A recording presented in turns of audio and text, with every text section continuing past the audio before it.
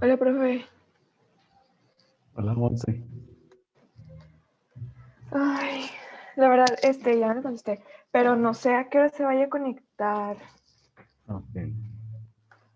Espero que sea temprano. Déjame de una vez darte los permisos.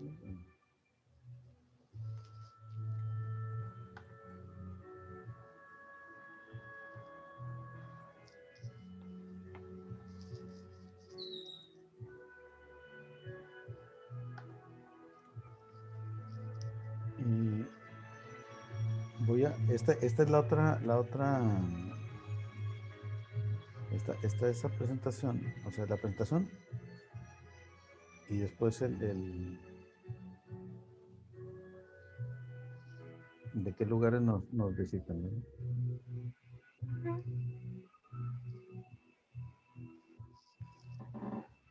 Los voy a estar intercambiando. Sí, está bien. Y tú organizas ahorita el grupo. Sí. Ok. Ah, pero Ya te ay, puse como no me deja anfitrión, hacerlos. ¿no? Uh-uh.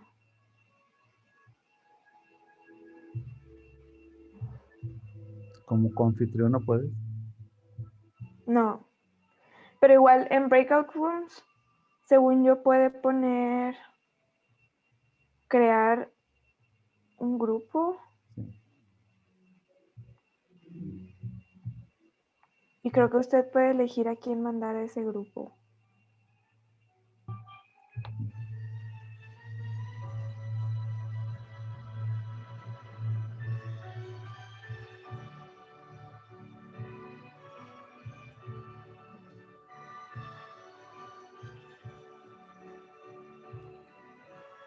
Ok, crear una sala de grupo, ya aquí sale ese. Asignar manualmente, sí, ¿verdad? Ajá. Ahí puede intentar nada más meterme a mí para ver A ver, qué crear pasa. una. Asignar. Ok, te puse en iniciar. Ok. Ahí, Voy a aceptar a ver qué pasa. sí.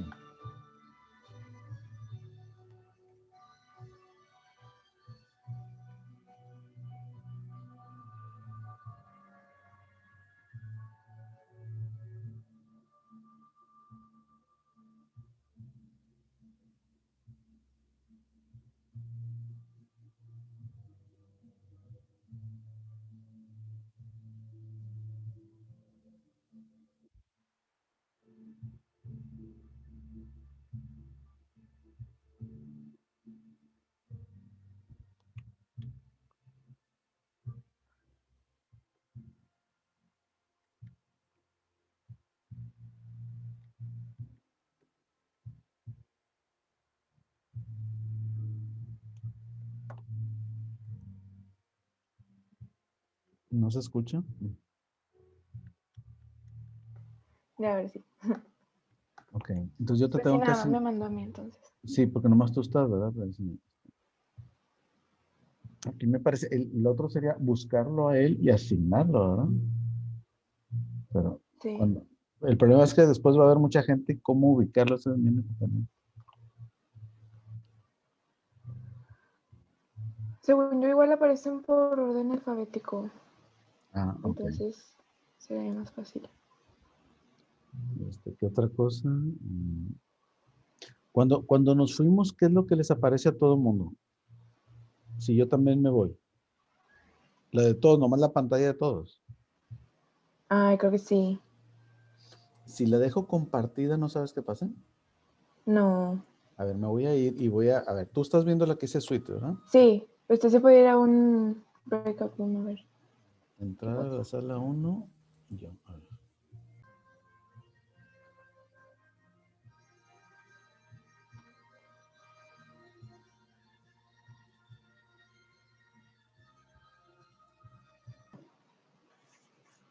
Sí se quita.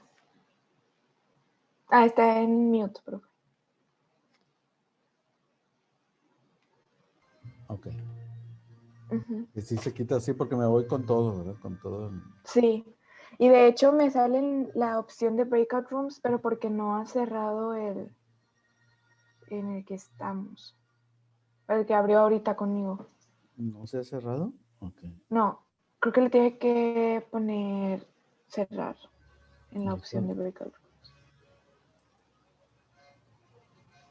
Oye, no lo encuentro. Es que ¿dónde está? Creo que sale en breakout rooms, o sea, como si fuera a hacer otros. Sección de grupos. ¿Qué se llama sección de grupos? Ah, ok. Tener todas las sesiones. Sí. Ya. Ah, ok. Y ahí para que puedas volver a entrar. Ajá. O sea, sería buscarlo, asignarlo a la sala 1. Ah, pero volver a crear.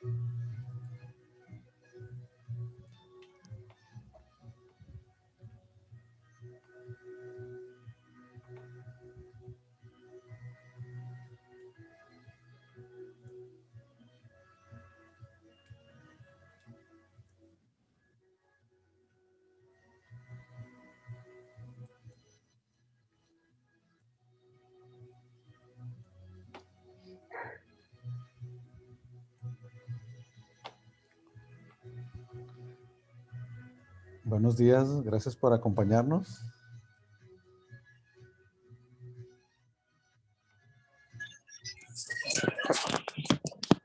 Muy buenos días. Hola, buenos días. Buenos días.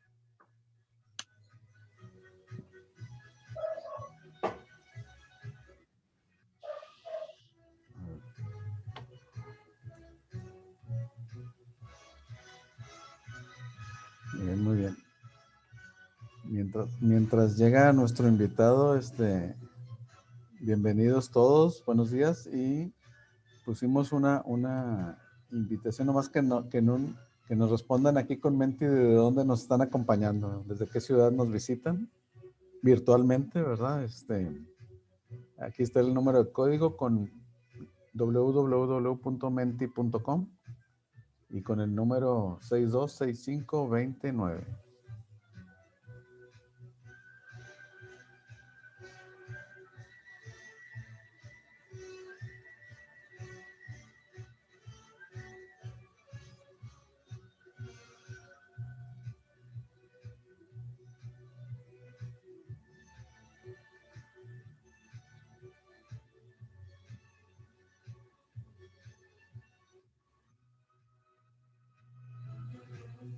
La primera respuesta de Monterrey, de aquí de Monterrey, muy bien.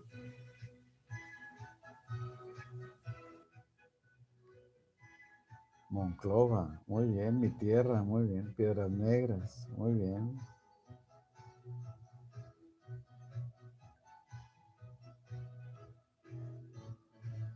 Okay, gracias, tenemos 3 respuestas. Del Estado de México, muy bien.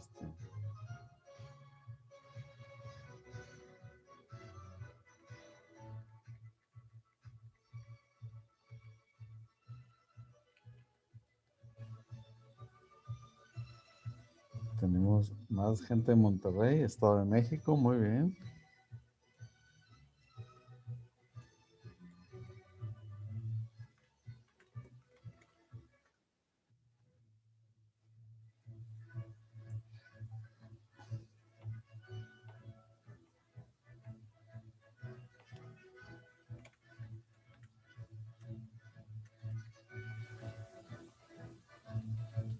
Puebla, muy bien. Tenemos gente también de Puebla, Ciudad de México.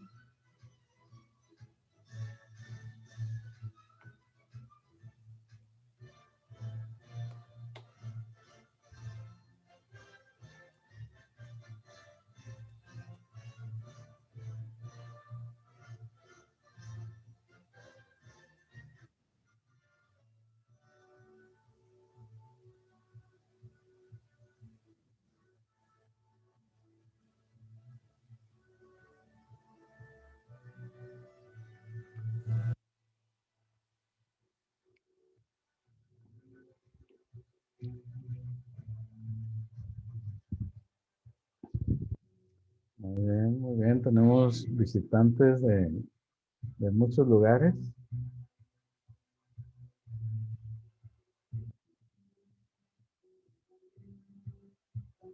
Nos están acompañando principalmente de aquí de Monterrey, del Estado de México, Monclova, Piedras Negras, Ciudad de México, Estado de México, Puebla, Guadalajara.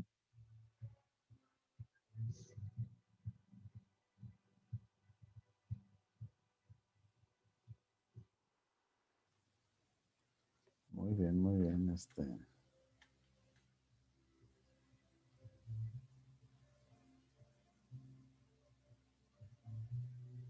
Hay más gente del Estado de México, Ciudad de México, muy bien. Monterrey, Jalapa.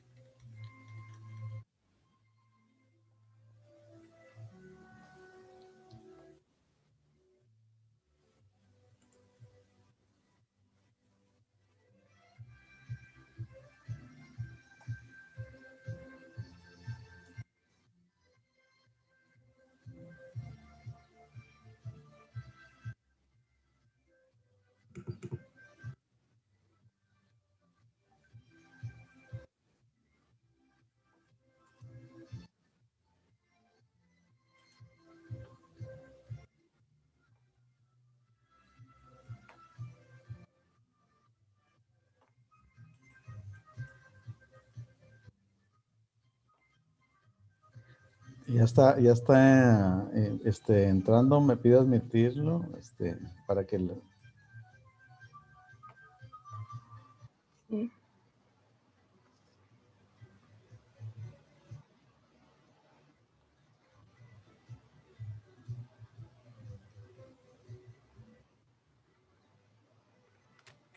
Hello. hello, Hello. welcome, Dr. Thank you. Taher ElGamal. Thank you very much. Thank you. Thanks for inviting me. Okay,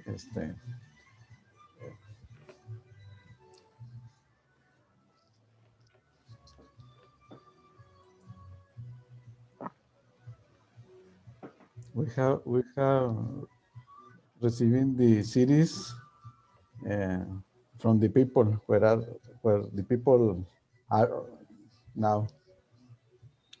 And all this mainly, this is Monterrey in north of Mexico, Estado de México, San Luis Potosí, Puebla, Oaxaca, Mérida, Tijuana, Seattle, León, Linares, Mazatlán, Panamá, Ensenada, Monclova, Villahermosa. We have a lot of people. Everywhere. Everyone, yes. Yeah. So, teacher, do you think we can go to a breakout room? Maybe it's not necessary, don't you think? We can start in a moment. Okay. Okay. And okay. There are more people connecting. Okay. Yeah, we can wait for a little bit. It's okay. Okay, thank you. And what else? Cuernavaca. Okay, Guadalajara. Good, very good. A lot of people, Nogales, Nogales, Sonora. Good. Okay. Thank you, everybody, for being with us, and thanks to Dr. Taher ElGamal for your time and knowledge, and we appreciate all this. Can we wait 1 more minute? Yes, of course. And thank you very much for inviting me. It's very nice to be here. Thank you. Thank you for accepting.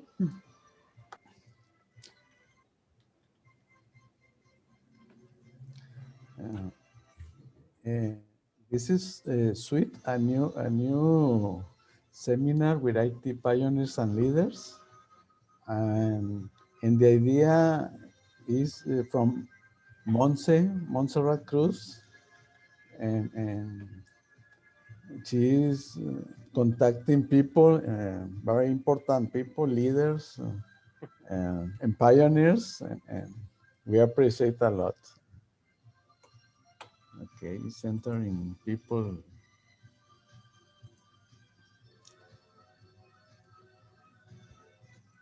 And I apologize. I don't speak Spanish at all. Don't worry. Don't worry, we can speak. We appreciate that you are here. And we have people also of Querétaro, Coapa, in Distrito Wow, Federal. many people. Okay, many people. What, Yeah. 130. Wow. Excellent. Mainly from here, the city of Monterrey and Estado de Mexico. Estado de Mexico has a large campus of Tecnológico Monterrey. And Ciudad de Mexico, CDMX, is another large campus. Yeah. And besides, we have people outside from Tecnológico de Monterrey. We invite everybody. And sometimes we have people, professionists, and also students from other universities in Mexico and Latin America. Oh, wow. Excellent. Okay. Let's start. This is SWIT, Seminars with IT Pioneers and Leaders. Thanks to Dr. Taher ElGamal for being in class in Tecnológico de Monterrey in Monterrey, Mexico. Thanks to Dr. Manuel Certuche, Dean of the School of Engineering. Thanks to Dr. Joaquín Acevedo, Dean of the School of Engineering in North Region. Thanks to Dr. José Alfredo Galván, Director of Division in North Region. Thanks to Dr. José Antonio Rentería, Director of Division North Region. Thanks to Ingeniero Luis Ricardo Salgado, Director of the Computer Department. And thanks to Montserrat Cruz, Coordinator of SWIT, Seminars with IT Pioneers and Leaders, who has coordinated the conference with Dr. Robert Metcalf, Dr. Steve Crocker, and Dr. Leonard Kleinrock. Vincent was with us in 2018, and we appreciate your time and effort to be with us, and welcome Dr. Taher ElGamal. Thank you very much. Thank you very much. Thank you for inviting me.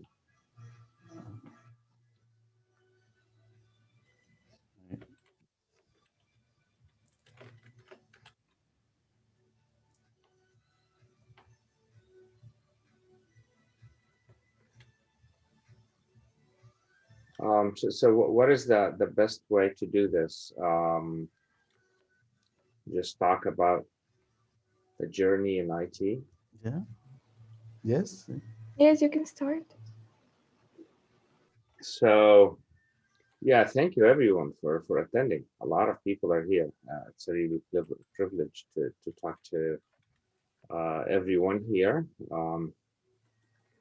I grew up in Egypt, in Cairo, and had a undergraduate degree in electrical engineering, actually, from Cairo University, came to California, to the US in 1979 to Stanford to get graduate degrees. And I found Professor Martin Hellman in Stanford, and he was one of the inventors of public key cryptography. So we talked for a little bit, and I ended up joining his team, and he was my PhD advisor. And he still is a friend until today. He's been a wonderful person to actually work with.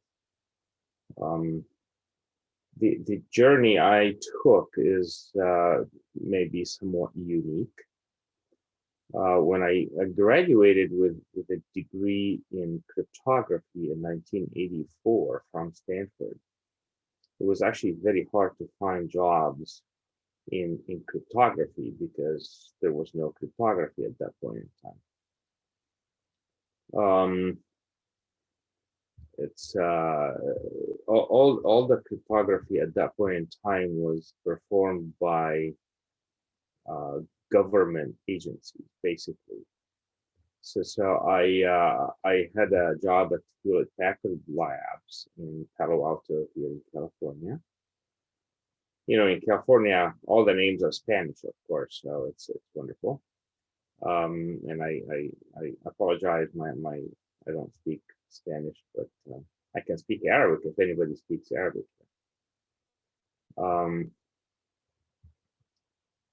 I worked at the Hewlett Packard Labs for about 40 years and worked on not actually anything related to cryptography or security. I worked on data compression, on image processing, on computer graphics, and that kind of thing. And then my boss at Hewlett Packard told me one day that he's starting a new company. He had a startup that he wanted to build. And he asked me to join him. So I actually joined the first startup in 1988, which was very early. You know, the Silicon Valley is all about entrepreneurship and starting companies and starting businesses and selling ideas to people and talking and building new technologies. So we built a data compression device for hard disks. And you know, that company got sold in 1991. Before how long do we have? It's okay, we have an hour. Ah, okay, wow, an hour. Yep. Great. And I assume we should leave some time for questions at some point. Yes, when you finish, we can start them. Okay. So in 1991, I found a company called RSA Data Security, which was building encryption software that they were selling to big software companies. RSA became very, very big actually later on. There's a famous security conference in San Francisco every year that we call RSA conference. So we started that conference in 1991 after I joined as the head of engineering. So I had two jobs at RSA. I was the director of engineering and I was also a researcher at the company because it was a very small company at the time. And we worked on the early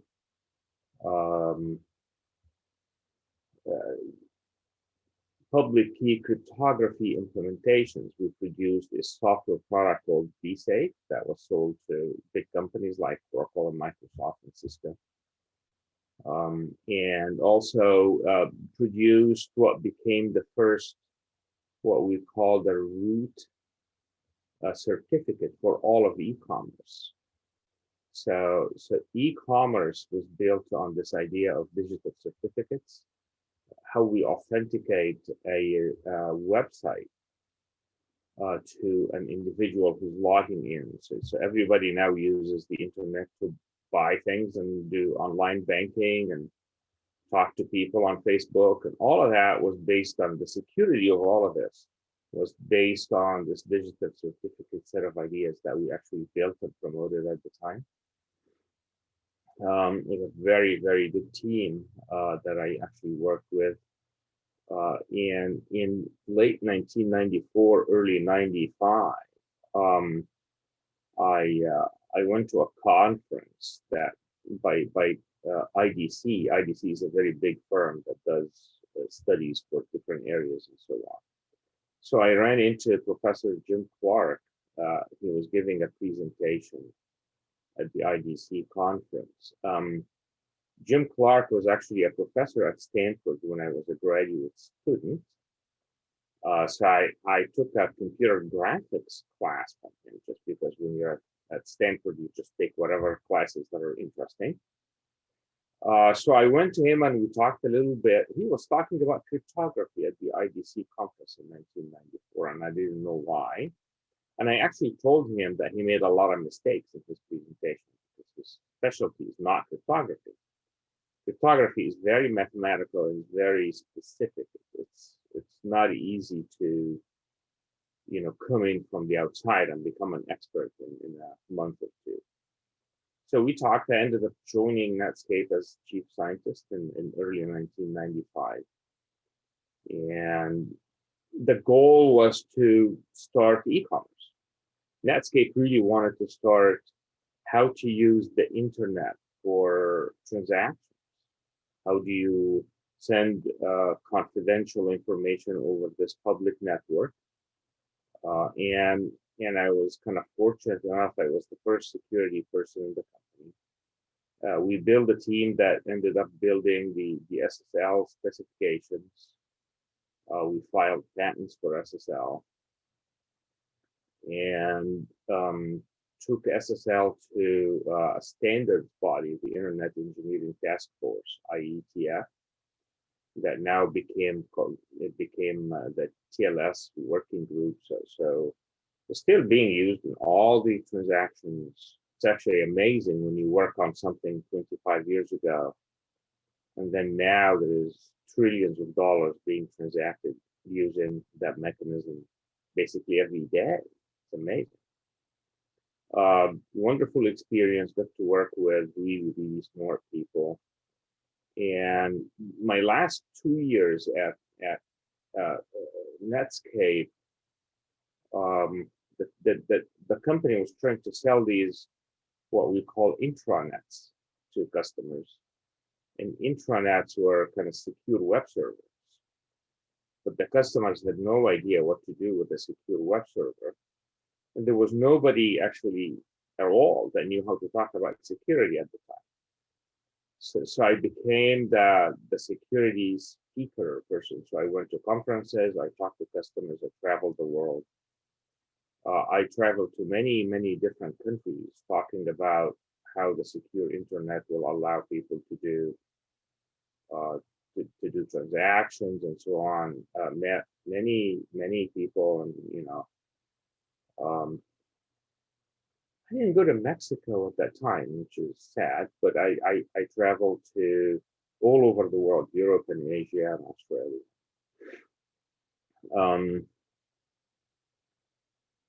It was an amazing experience. In 1998, I decided to leave and actually start my own security company. So I started a security consulting company in 1998.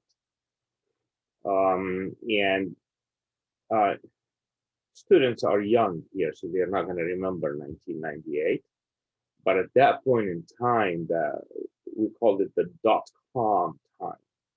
Everybody was doing internet.com companies, everyone. So that company that I started in 1998 was actually sold in 1999, which is kind of crazy. But the Silicon Valley is crazy, and we accept it. Still is crazy until today. You're in northern Mexico, I think, so you're very, very close to California here. It's kind of funny to talk to everybody today.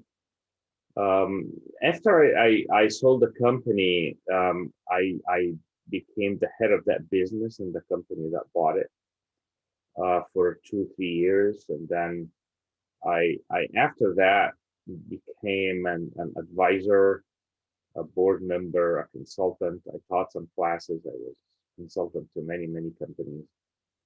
I had a very sort of different kind of career. I didn't actually work for any one employer for a long time, but I helped a lot of different companies either find investments or find customers or get sold. The first RSA conference that I went to in 1991, we actually built it when I was at RSA, had 50 people, 50. And it was all cryptography people, Martin Hellman and Whitfield Diffie and Ron DeVast and Len Edelman, all the cryptography famous people that you probably heard about. The last year, this year is of course crazy because we have the pandemic, so I don't know. Last year, the conference was in February before everything shut down. We had 50,000 people and maybe 2,000 or 3,000 different companies. So the cybersecurity industry has grown in an amazing way. It's the fastest growing industry in all of IT, maybe in the whole world, actually. And the reason is people are very innovative. People are finding different ways of using the internet. And once you use the internet for a different purpose, security issues come up. So different security technologies are needed, different security consultants are needed. And the number of companies that have been started and grown and sold or went public is just amazing. So I kind of witnessed that entire industry grow from very few players to now many billions of dollars of investment.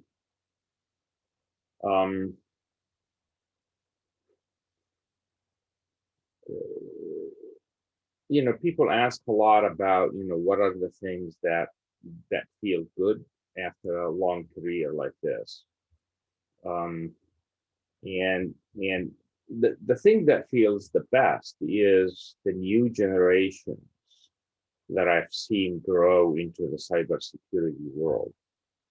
When I started Securify in '98, we actually had consultants. So we had about 50 different security consultants, people who would go to a customer and consult in security and help them prevent things or do response for breaches or what have you. And that team now is maybe there's more than 10 CISOs, 5 or 6 of them started companies, some of them are venture capital. So just seeing these generations grow and become successful is actually the best thing that can happen to anybody. About 8 years ago, I got a call. I was actually, as they call, half retired. I was kind of working, but not full time. And I got a call from a friend of mine saying that Salesforce is looking for a security CTO. So I called Mark Benioff. Mark Benioff was one of my investors at that Securify company that I started in '98. So I knew him for a long time. And ended up accepting this job. I have a really good position at Salesforce. I have responsibility over a lot of different cybersecurity issues. The security team at Salesforce is maybe 1,200-1,300 people now. So it's actually a pretty big team, and there's a lot of interesting work that goes on. I still work with investors. I work with entrepreneurs and startups. So I'm very connected still in the industry. Over the last, 15 years or so, I must have worked with 40 or 50 different security companies. And some of them became very big. Some of them got sold. Some of them are still here. So it's been a very interesting, life, I have to say. Last time I was in Mexico City was maybe a year and a half ago. I visited the chief security officer of BBVA Bank. BBVA is a very big bank, and of course their headquarters is in Spain, but he was in Mexico City, and I wanted to meet with him. He said, well, come meet me in Mexico City. And of course, Mexico City is a much easier trip for me than going to Madrid.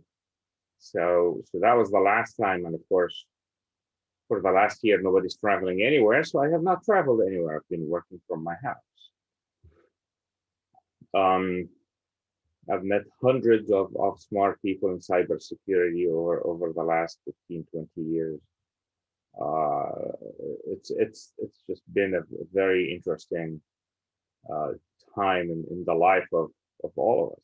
And I tell people, imagine if the internet was not developed as much as we have it today, and we have a pandemic, we would not be able to do this Zoom call.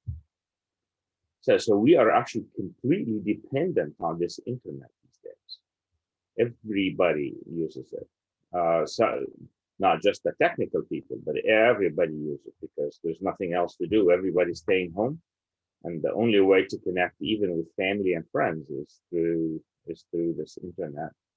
And I was fortunate enough to, lead the team that built the security underpinning of the current internet.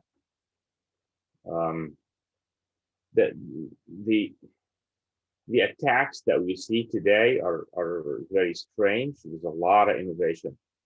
The bad guys who like to attack, banks and companies and countries to maybe steal money or whatever, are very innovative. They're very smart. Unfortunately, they use their smart brains to do bad things.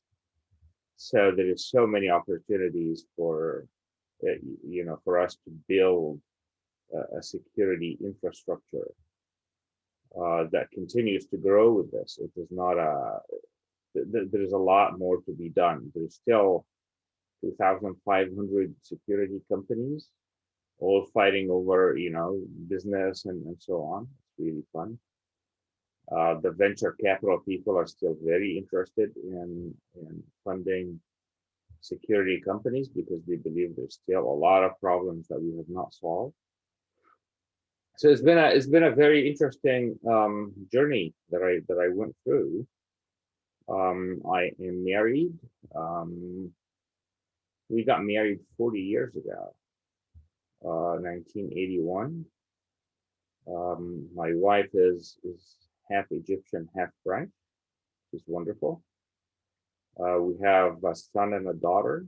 Our son is an engineer in Google, and our daughter is a consultant in cybersecurity, which is surprising, maybe, but maybe not.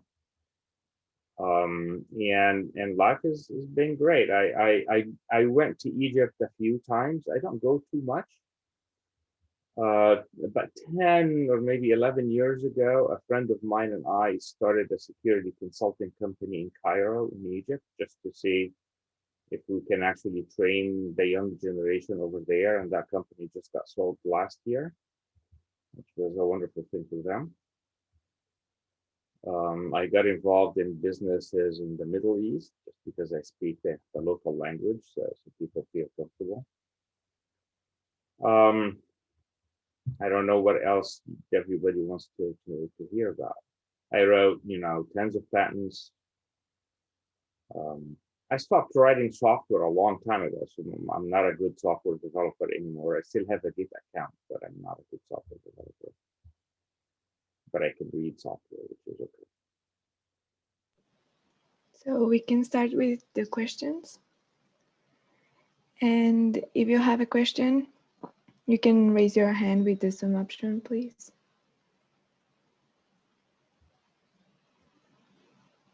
Adrian Luevanos.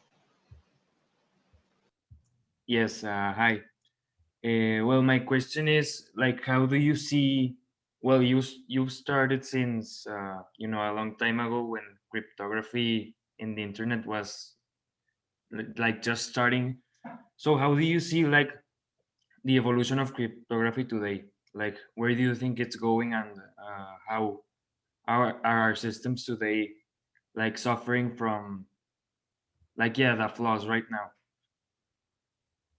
Actually, there's a lot of cryptography research going on now. When we started 25 years ago, we didn't know a whole lot. The computers were fast for us back then, but of course now computers are crazy fast. So we had to update the algorithms that we use um, multiple times, and several of these algorithms were broken, so we had to change them. So that will continue. There's talk about inventions of quantum computers. I don't know if you guys listen to these stories or not. So, between the governments, IBM, Google, and many other companies, people are building what we call a quantum computer, where is not the semiconductor is actually not the core of the computer. It's photons. So we believe that in the next several years there might be a quantum computer that can break, RSA and ECC and these known algorithms. There's a lot of efforts to build the next generation of encryption technologies. I think some of them will actually be successful. Um, People write a lot about weaknesses in cryptography, but if you look at what really happens, and the truth is there has not been too many breaches because of cryptography. Most of the breaches happen because people lose their passwords or people forget to patch their systems, and somehow an attacker gets access to a database and they dump the database and they steal the data, or they go to a bank session and they find a way to transfer money out of somebody's account, or whatever these all of these breaches. There's very few that actually had to do with cryptography. The famous Yahoo breach had to do with cryptography, but that was because the implementation was actually not very good. Um, so there's research in cryptography to build algorithms that are resistant to quantum computers. There is research in cryptography to build new style of cryptography ideas. Multi-party computation is becoming popular. Homomorphic encryption is not popular commercially yet, but there's a lot of research in that space. So, the crypto conference, there's a famous crypto conference that started in Santa Barbara in California in 1981. So it's been happening for quite a long time now, 40 years. It's still very popular. There's a lot of research that gets presented there. It's in Santa Barbara in California, very close. Please come and visit if you're interested in that space. But there's a lot of research. Of course, this last year it was done online, so I think you might find all the presentations online from the IACR, International Association for Cryptographic Research, I think, IACR, a very good group. There is also practical cryptography conferences. One I remember is called Real World Cryptography, RWC, that they started a few years ago. And in there is practical uses for cryptography rather than just the academic research, but there's research everywhere. It's actually a lot more than it used to be. Okay, thank you. You're welcome. Sergio López. Yeah, hello. So me and many of my classmates, we will eventually get to a point in which we're gonna be presented with many routes we want to take. Artificial intelligence, video game design, cybersecurity is one of them. Mm-hmm. So I just wanted to know what would be a good way for us to get like a real taste of what it is, of like getting the hang of it, even if it's like an extracurricular activity?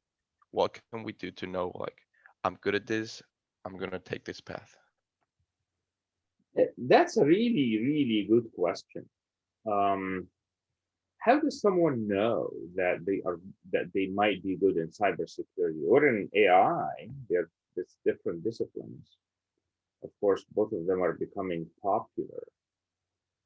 Um, Cybersecurity is a lot of different things. It's not one thing. So, people try things because they like it. Uh, a lot of young people like to just try breaking into things.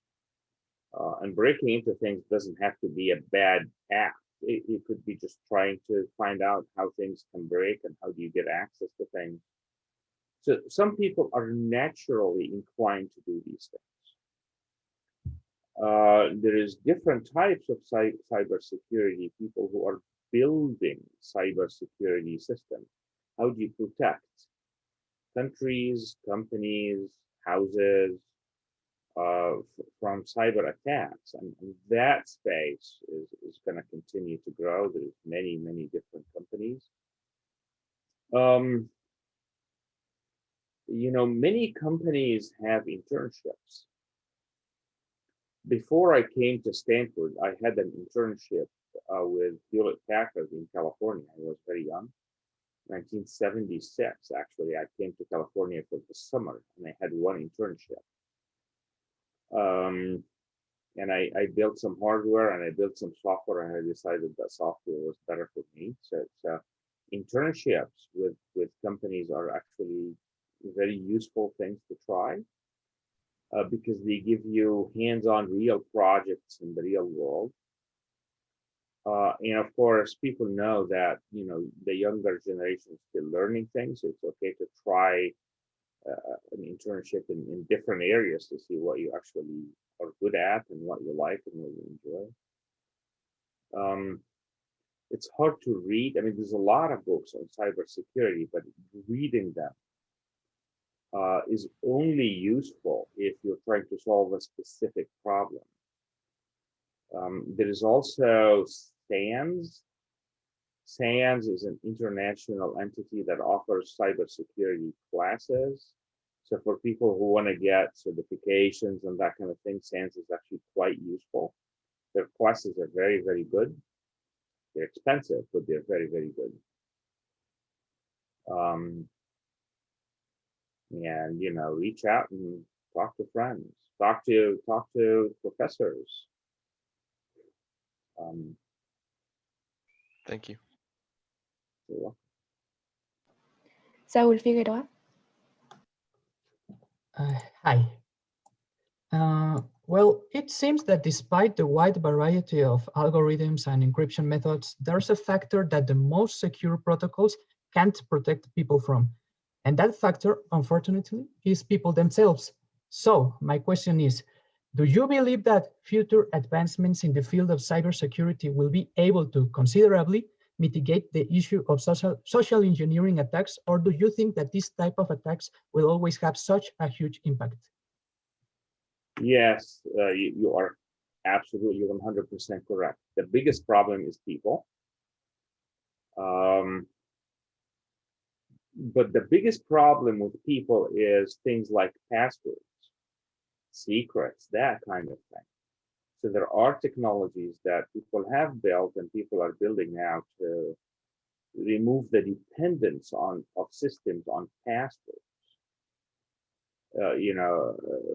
We hope that in 5 to 10 years, passwords will not exist anymore, because there's a lot of technologies now that can actually remove the dependence on passwords. But you are correct in the general sense. Social engineering is very tricky. And when I had my security consulting company 20 years ago, we used to just call someone. So you call the administrative assistant, the secretary of the CEO, and you say, hey, your boss is asking for XYZ. Give that to me right now. He's in the airport flying in 2 minutes, and you get the secret immediately. So there will always be secrets that are interesting that people want to get, but at least passwords we can replace with better technology. We will always suffer from people falling for social engineering. It will never disappear because people, the phishing attacks, as they call them, there's something very strange about phishing attacks. There is always a percentage of people who are willing to click on links that have nonsense, that just don't make any sense. It's kind of strange that people click on something and the message says, pay me $1,000 and I can give you this, and they pay them $1,000. I have no idea why they do that.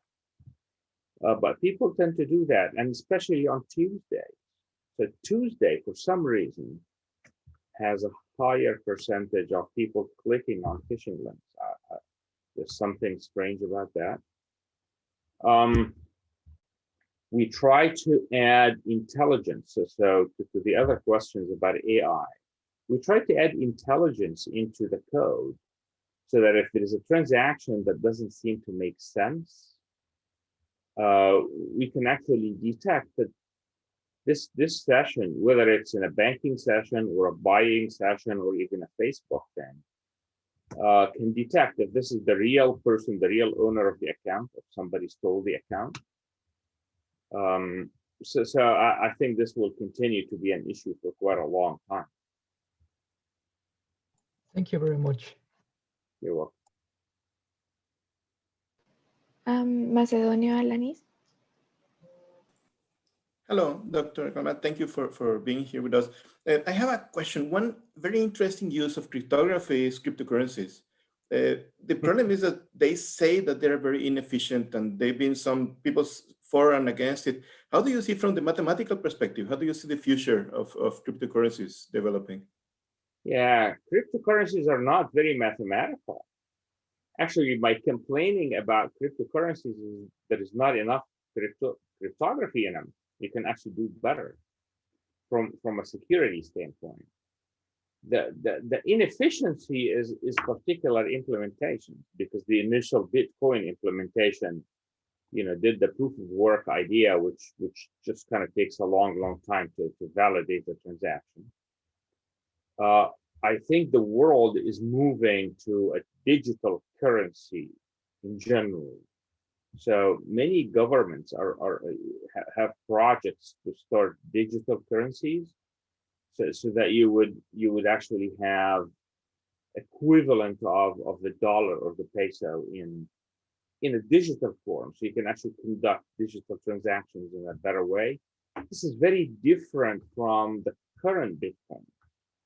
The current Bitcoins were built so that you can transfer money across countries without being caught, which is really a bad idea, because at some point they will get caught, because people think that cryptocurrencies are anonymous. They're actually not anonymous. There are several techniques, mostly using AI and machine learning techniques, to actually detect who conducted specific transactions if some law enforcement or government doesn't like it. There's a lot of regulations that are coming up.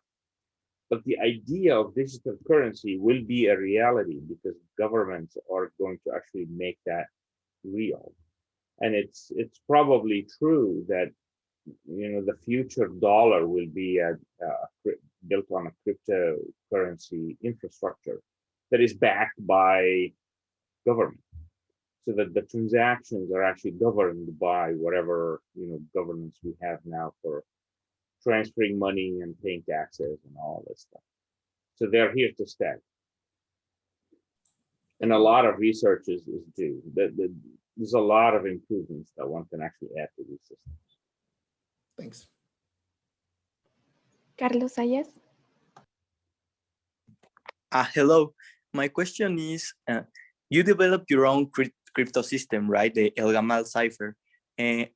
How's the process of creating your own crypto system? Like, for example, you woke up one day and said like, I have an idea or something like that.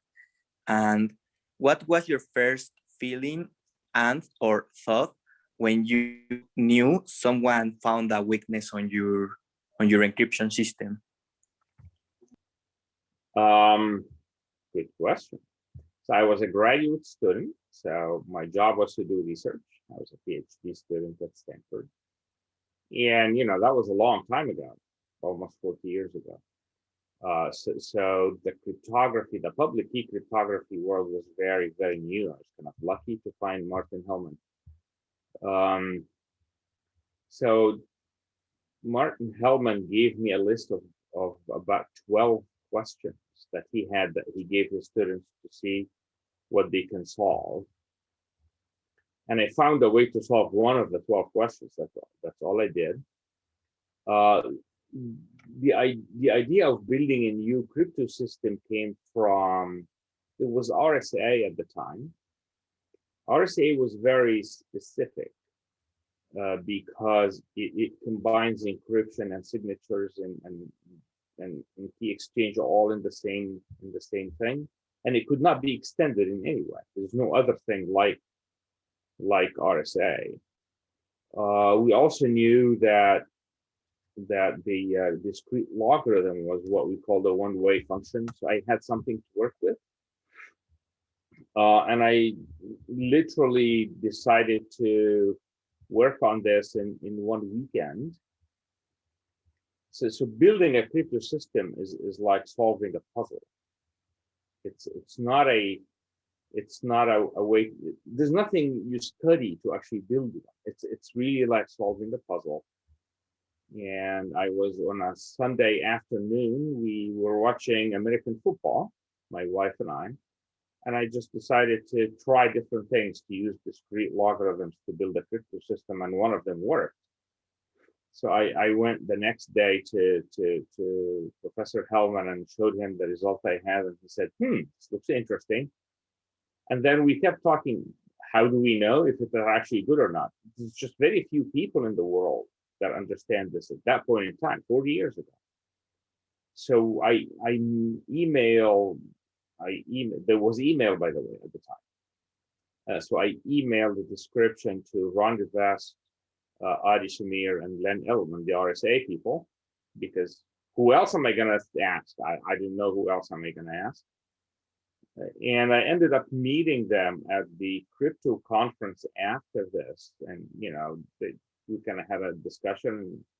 They all told me, it looks like this is good. It will work. And I presented the Crypto 84.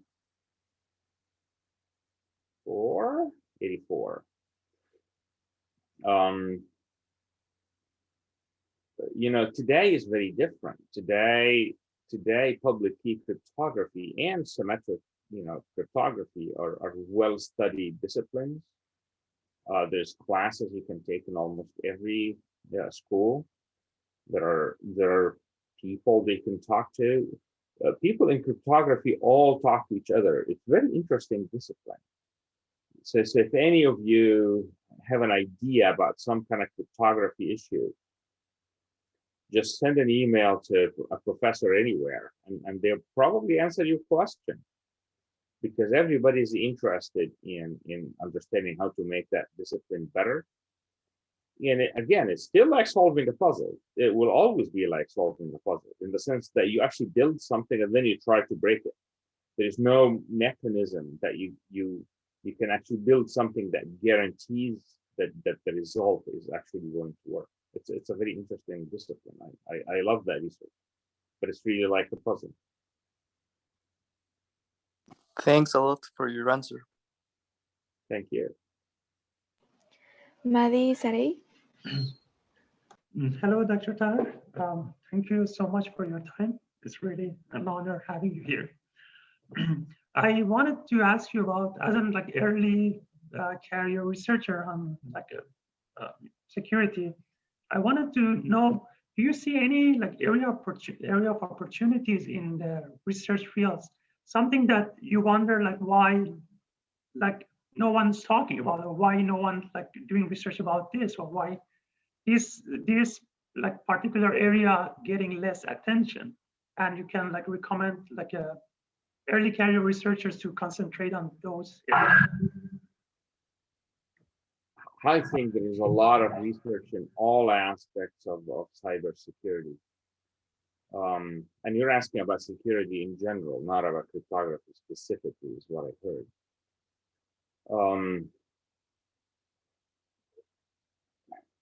The hardest thing in cybersecurity today is software development, actually, believe it or not.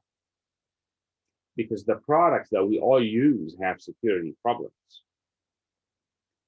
And trying to build software that does not have security vulnerabilities is very difficult. So that space, the correctness of software engineering is actually a very interesting space, and I think will be around for a long time.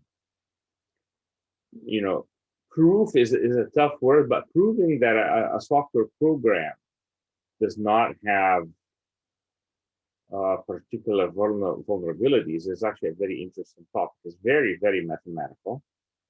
So this is a real research area. But the world needs a lot more of that. There's also networking. So you know, we as a society decided to use the internet many years ago to do all of this. The internet was built. You know, you said Vint Cerf was here before, so there you go. So Vint Cerf was, you know, the original TCP/IP person. He's a great guy. He's a good friend. We talk all the time. But they built the internet to exchange research ideas, not to prevent people from access. And if you listen to him talk, he thought that TCP would include encryption in itself. That part of TCP never got done. So now we ended up with a TCP/IP network stack that doesn't do any encryption and it doesn't do any access control. So the network actually, which means the routers, the switches, all the network devices do not know what is good traffic and what is bad traffic. They just shift the traffic around, and that's why you get denial of service. That's why you get all these attacks. I do not know where that research starts and what the direction is, but if somebody, you know, can take networking and add a security plane to it somewhere, I think that would be an awesome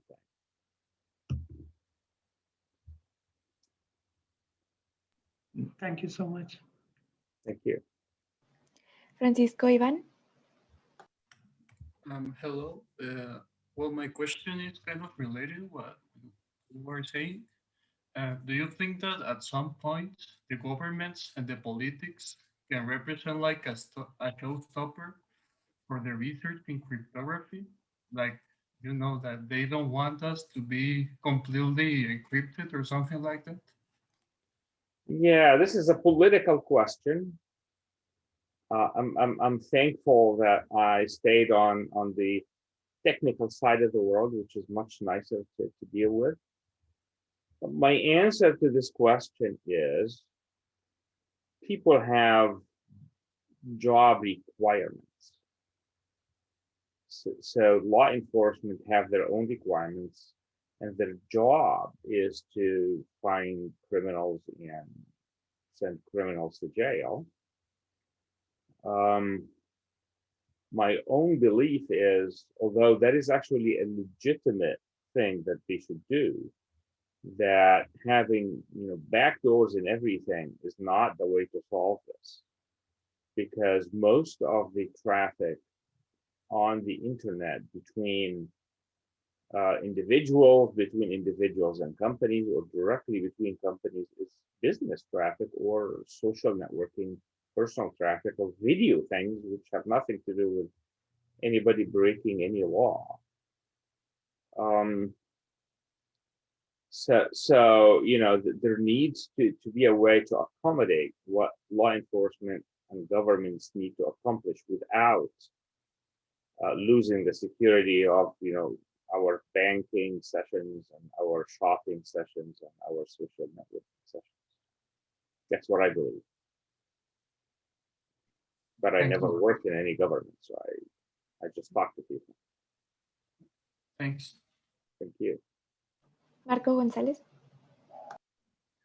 Yes, thank you, Dr. ElGamal. This year, the AES algorithm reaches 20 years with us. That is the advanced encryption standard. How much longer do you think it can be with us? How much longer can it still be a robust alternative for security practices? You know, there are no big breaks for that algorithm that we know of. We believe that when the quantum computers arrive, that you know we can break 128, maybe not 256. So people are saying we need to double the key size. There is no AES 512, but AES was built on the Riendell cipher, right? The European cipher. And that cipher has a lot of different capabilities. So I think we can build a 512-bit version quite easily and test it. So I'm not actually, these ciphers are not listed as things that will get broken at any point in time. And people try to break it every single day. I know. So, you know, it's probably as safe as one could be. With the exception that we might need bigger key sizes in the next, 5 to 10 years or so. Thank you. Thank you. Grace? Hi, Dr. ElGamal. It's such an honor to be talking with you, and thank you for coming with us. I would like to question you. With the development of technology and quantum cryptography, do you consider that a cryptographer will be in the future a profession that is not useful because it will be replaced by quantum computers that solve cryptographic problems? And if so, what specialty do you think that is needed to handle quantum computers? So, there's properties of quantum computers that we are starting to understand, even without the quantum computers actually available commercially. There's a lot of research activities around how to use the physics to actually, build a computer and what the capabilities are. People think that fast Fourier transform type applications will happen very quickly because you can do parallel processing very well. These are disciplines that you can actually study. There are classes, there are programs, there are teams that actually specialize in these areas, and you can actually study. In terms of breaking cryptography is interesting. The reason, the Shor algorithm we believe is going to break RSA and ECC is because you can compute the order of an element in a group mathematically in parallel very quickly, and quantum computers actually are parallel computers.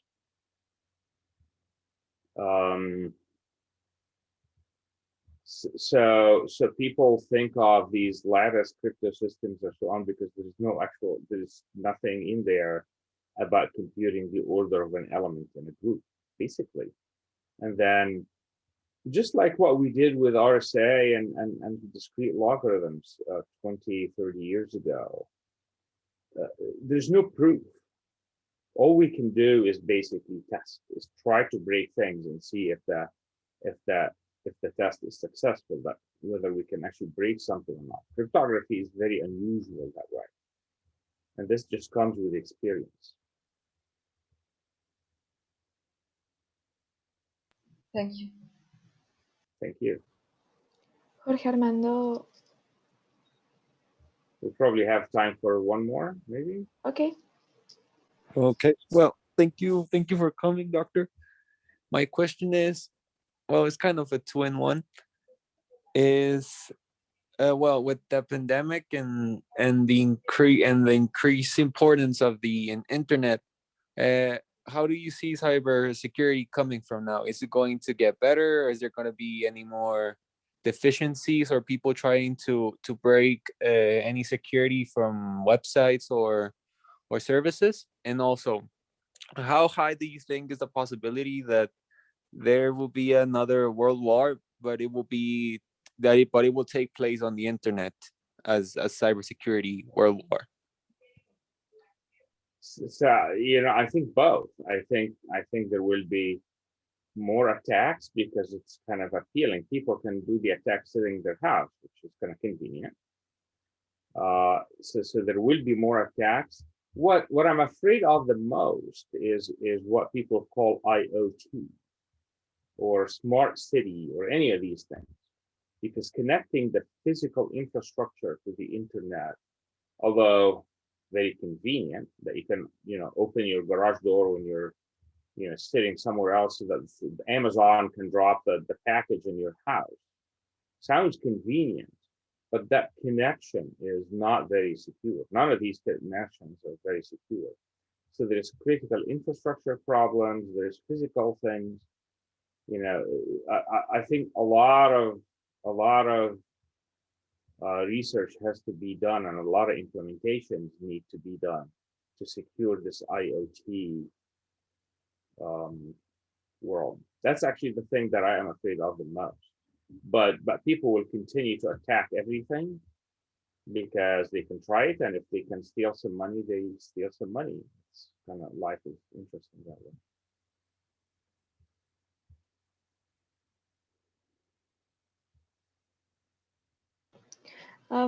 Dr. ElGamal, do you think we have time for 2 more questions?